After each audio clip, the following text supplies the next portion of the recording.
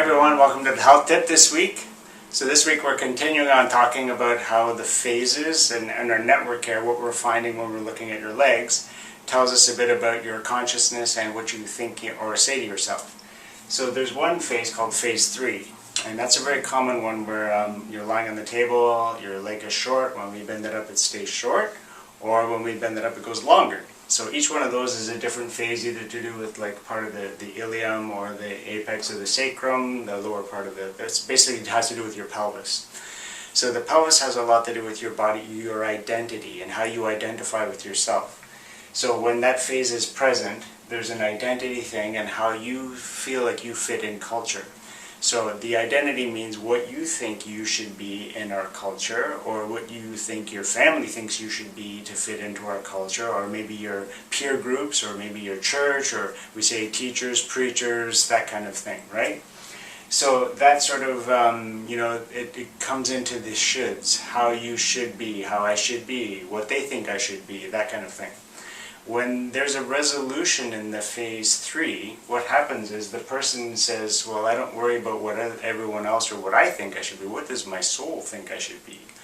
And when you kind of live in that sort of soul congruency, there's an authenticness to who you are and how you present in the world. And you actually really are who you are, because that's what your soul says you should be, not what other people think or what you even think you should be. So there's a sort of authentic congruency when you have a resolution in your phase 3. Alright, the phase 4 pattern has to do with the second and third vertebrae in the top of the neck.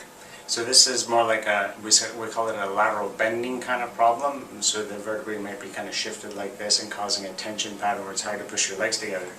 So this one has to do with thinking and feeling. So inside your body, inside your spine, there's a lot of these little receptors and things like that where you kind of produce your emotions.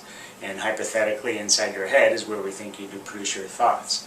So there's certain times in life where, expressing your emotions or showing your emotions might not be appropriate, and you'll kind of disconnect your head from your body. So you'll have this sort of disconnect here at the second vertebrae to kind of shift off, so you'll just be thinking and be very analytical for a situation and not have any connection to the emotions of that situation. When there's a resolution in that part of your phases of network care, what can happen is that you can start to live a more passionate and excited experience in your life. So you kind of, the passion returns to your life, and you're not necessarily so thought analytical and separating your body, your mind from your body, and you put them together and you can have a comprehensive, passionate experience in life. So that's what can happen with this one.